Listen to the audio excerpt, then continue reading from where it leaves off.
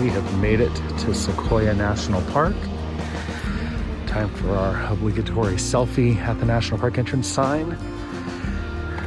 This is the original entrance sign to the park. I read that it was carved in the 1930s from a sequoia trunk.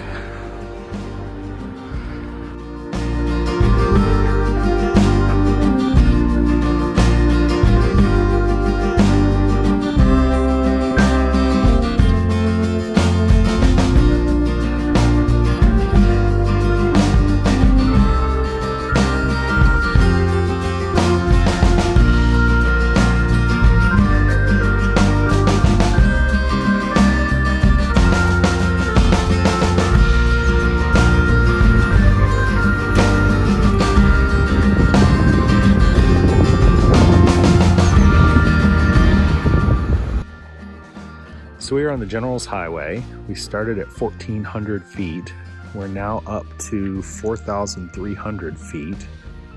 Milk Ranch Peak in front of you. Milk Ranch Peak in front of me. It's over here. Oh, over here? Oh, that peak. And then the multiple peaks is Castle Rock. Those are Castle Rock right there. And then right here is Moro Rock in front of us, and that's where we're heading. And what's the elevation of Moro Rock? 6,725 feet. 6,725. If you look at the mountain in the back, which doesn't look like it's as high, that's actually at 12,160 feet. So I don't know if you could hear, 12,160 feet. What is that mountain called? That is Mount Eason. Mount Eason. We will probably not make it that far. But the giant forest is right up there around Castle Rock. So our goal, or Morrow Rock. So our goal is Moro Rock and the giant forest. We're going to see the General Sherman Tree, which is the largest tree in the world, among other things today.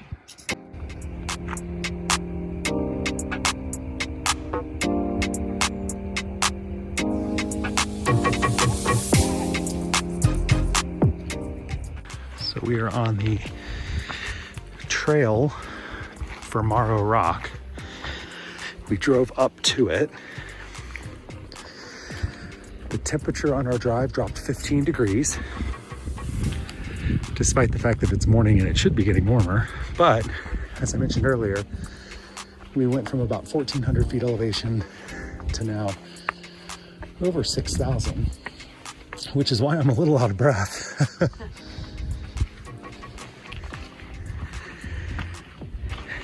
And wow, what a view.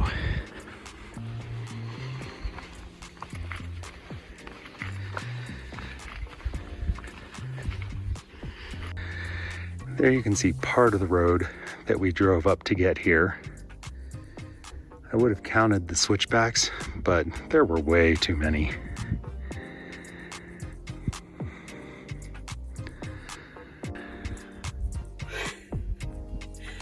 Climbing all of these stairs to climb the top of Moro Rock. Moro Rock. Moro Rock. I know. There's a lot of rock. There's a lot of rock. And we've not been doing elevation hiking for a minute, so I'm out of breath. But yeah, go see for yourself. Hey Michelle, are we at the top yet? No, we're not at the top yet. How much further do we have to go? I don't know, but it looks straight up.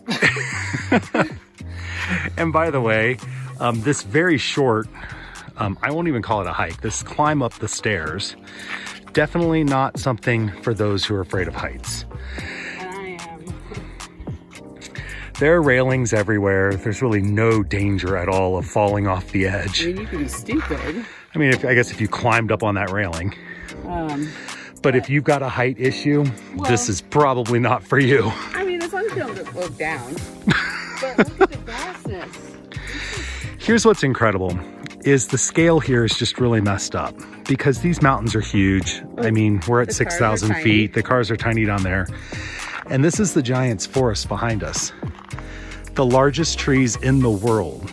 And they don't even look big compared to everything else around us right now. Come on, let's keep climbing.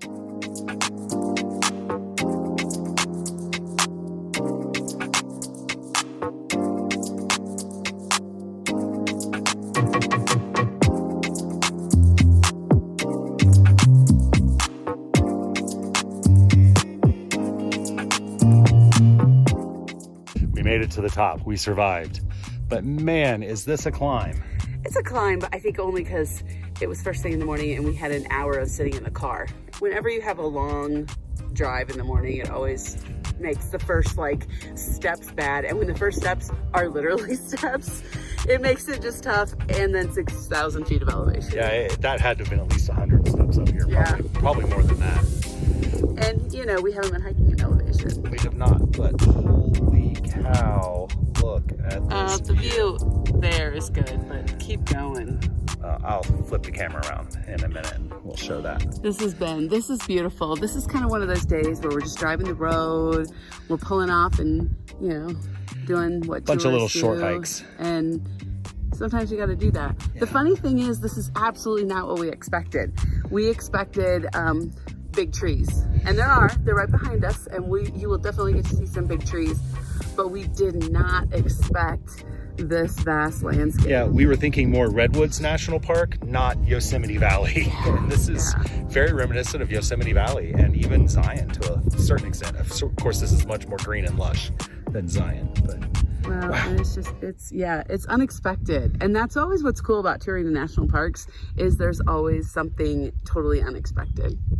All right, so enjoy this view. So this is the Parker group of trees. And I'm just gonna, for example, look at this one tree right here. 2, 3, I'm counting steps. 5, 6, 7, 8, 9, 10, 12, 13, 14, 15, 16, 17, 18, 19, 20, 21, 22, 23, 24, 26, 27, 28, 29, 30 steps to walk around the tree. So one of the things that's interesting about the sequoia is that they are relatively fireproof. So the outer bark will burn, but it protects the tree. But look at the layers in here and the fuzzy. Listen, sounds hollow almost. It looks like just really hundreds of thin layers of bark, and it feels fuzzy. This is completely different than the redwood trees. Oh my gosh. Holy bananas.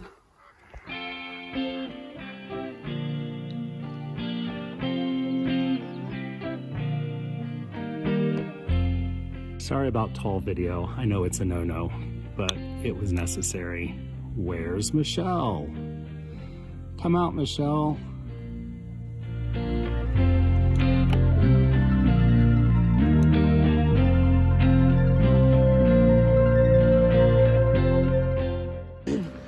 All right, so we are in the Crescent Meadow, and we are hiking. We're among the big trees. Yes, we're in the giant forest. And we are hiking the Crescent Meadow Loop, which is going to lead us to Chimney Tree, which is a burned out sequoia tree. Where you can see through the top. No. So you can see the sky. And then we'll probably also... Unless there's a bear in your way. Unless there's a bear. We will probably also, while we're out here, head over to Thorpes Log, which is a down sequoia tree that a rancher turned into a cabin in the 1860s. And of course it's still there, so you can see it. If we're lucky, we will see very few people. And maybe a bear. And maybe a bear, if we're lucky. But I don't know if we got lady luck or not, but we got big trees. We got big trees. And that's all that matters. It's only 60 miles to Mount Whitney. We look prepared for that, right? Yeah, this is gonna be like a 2-mile hike. That's why we're not carrying much with us. And we have a split in the trail. We gotta figure out which way to go. I know.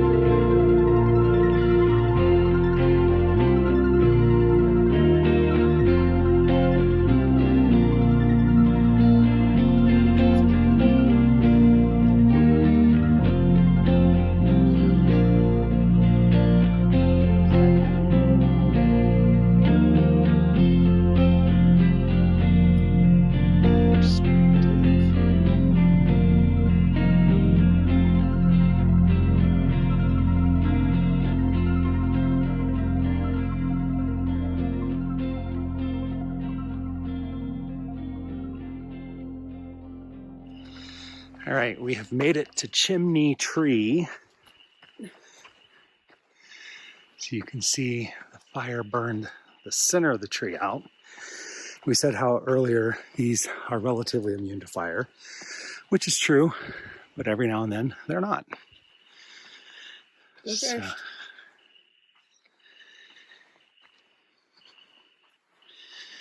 here we go. Yeah. Oh, that is cool.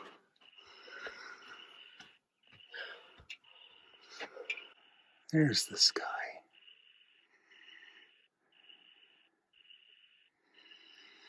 Wow. And there's Michelle. This inner layer of bark, it's totally different than the outer layer. But yet, listen. I need to look up and see if they have any idea when this tree burned. I don't know if you can see in the video the ridges on the tree on the inside. Wow. Unfortunately, no bears came out.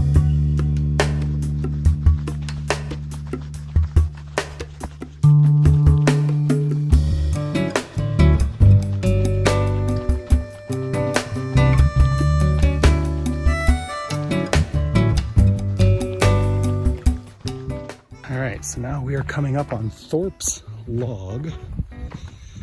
This is a sequoia tree that a rancher turned into his cabin. He hollowed it out and built this little cabin in the tree. And grazed sheep, and you can't go into very far. We can go to see. I'll turn the flashlight on. Well, I have a flashlight on. It is a very small cabin. Wow. So big enough down there for a cot, and apparently a dinner table to seat like 8. I don't know. He had a lot of room for his table. Apparently the next segment of our trail along, this is the Thorpes Log Trail, apparently is handicap accessible, because all of a sudden we have a nice asphalt paved trail, which I believe was 7/10 of a mile or so back to the parking area. Yeah, it wasn't terribly long, but really nice if you need that for someone, so you can get out and see and be among the big trees. Yeah, I mean, strollers or wheelchairs, this is, yeah, a phenomenal opportunity to be able to actually get out into the meadow and to be among the trees. Because, you know, the national parks are amazing for hikers and backpackers, and depending on the park, sometimes equestrian trails and all of that, mountain biking trails even occasionally. But a lot of those magnificent views are not real accessible for people who can't hike or walk out. But I mean, even if you had somebody in a scooter or a wheelchair, they would have no problem with this from what we see so far. So this is a fantastic opportunity. Yay, national parks. We're such national park geeks. We are. I love it. So we're on the General Sherman Trail right now. We have definitely found the crowd. Lots of people here. It's a half mile out and back. It's paved, not accessible because there are stairs. But there is accessibility parking down at the bottom. So there is an accessible trail to get to the General Sherman, but this trail is not it. So we're here at the Sherman Tree, which is the largest living tree on the planet. It's like 1,700 tons. And it's not the oldest, it's not the tallest, and it's not the biggest circumference. It's just the biggest total biomass, which includes the trunk, the bark, the tree, branches and needles, and somehow it includes the roots. I don't know how they figure all that. They said actually in another sign that the roots don't go very far down. That's why it's really important to stay away from the trees because of erosion. It really starts to expose too much of the roots. Interesting. But I'll tell you what, it is definitely, I feel like, the biggest one we've seen today. And that's saying something. Yeah. Because it is huge. And by the way, speaking of huge, so is the crowd to come and see it. Oh. So we're doing our best to just stay away from people.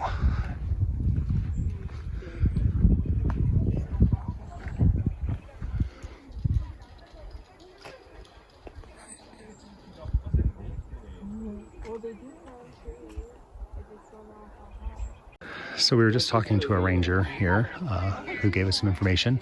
So the general Sherman tree is 2,200 years old, approximately.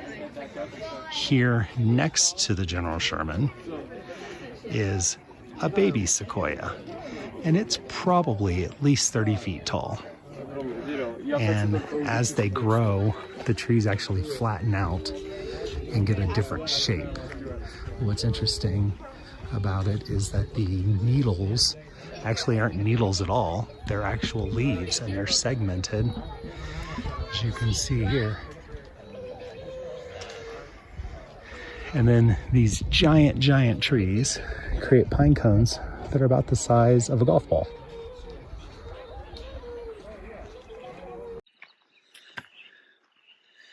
All right, hi everybody. We are on hike number 3 for today. And you know it must be serious because I got my hat on. Actually, no, you know it must be serious because Michelle got out her pack this time. I did get out my pack, and I bought a hat.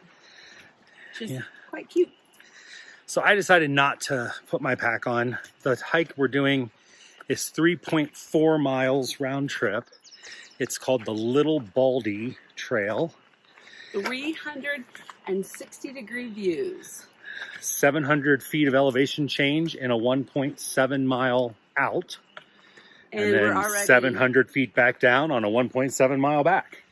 We started at just about 7,100 feet, I think it was. Yeah. So, I think this will be our highest point of the day elevation-wise. It's a good day. So here's some trail. Something to note here is that because we're going to get 360-degree views, that means we're going to end up climbing higher than any of the trees that are currently around us. So I don't know if that's encouraging or discouraging that we have to climb higher than these trees are tall. Yikes. So we are at the top of the mountain, but we are not at the end of the trail. We're on a nice flat spot. But it has gotten very pleasantly flat. And you can see here all these tiny little pine trees growing. The other thing that's surprising on this trail today for us are all the wildflowers. Lots of varieties of wildflowers, not necessarily spectacular full bloom, but a lot of them. And then as a result, we've seen lots and lots of hummingbirds. Yeah, see, right by my ear. Hey, we got a little more work to do. We got a little more hill. Okay. But another beautiful woodland trail. Absolutely. All right, be careful what you wish for. We said it was pleasantly flat. Then we came to a little rock outcropping where we thought maybe, oh, is this it? And the trail kept going. And now we are climbing for realsies. So that's it. If you can see the granite through the trees, yeah, we're almost there. We're going to be above 8,000 feet. For sure.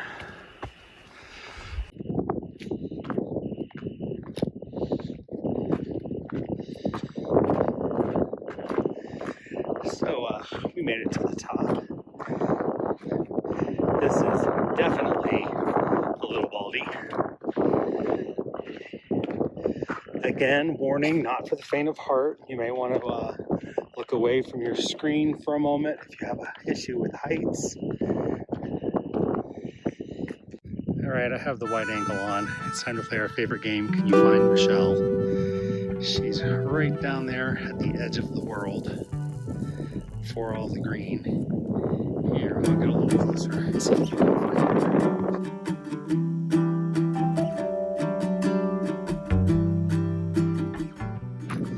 Looks like much past here. It's starting to get kind of steep, and I'm not sure where that drop off ends. Yeah. Because, hello, look at that. No, thank you. I love with the wide angle lens. See the curvature of the horizon.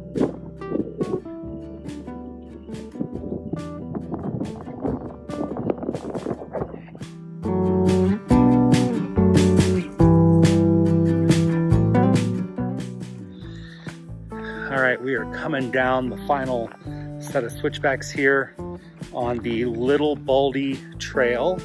So it's going to disappear until she goes around the corner. Hello, Michelle.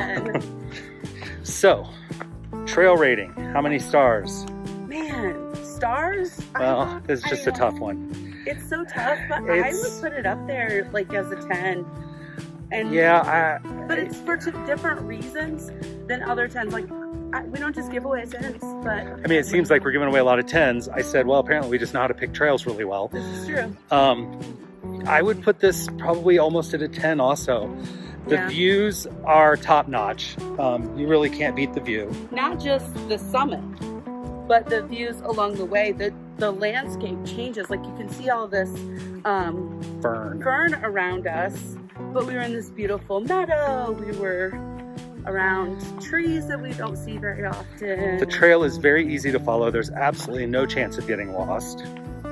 And considering all we did was pull on the side of the road and we walked up 2 miles. Yeah. Wow, amazing. Yeah, distance makes it a very reasonable hike. The elevation is challenging. Honestly, the first bit is a little bit steep and the very last bit is a little steep. Most of it is a very gradual uphill. So it's not incredibly strenuous. Right, the switchbacks are so long that it's really nice. Now the end, when you're like, am I at the end? You'll know when you are, and you will work for it at the very end. Big climb at the very end. But it's worth it. By the way, temperatures also make it incredibly nice.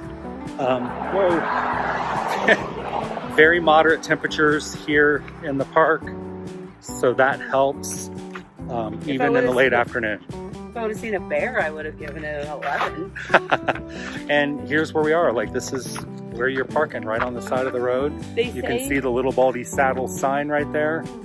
They say that if you're going to come, you should come early in the morning or in the later in the afternoon. Yeah.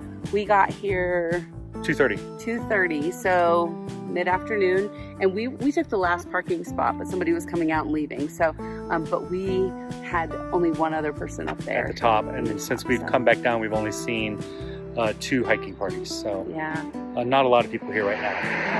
Totally, this is top notch, babe. So yeah, it's great, great hike. Yeah, absolutely. Now let's go clean our feet off. Yeah. Ugh.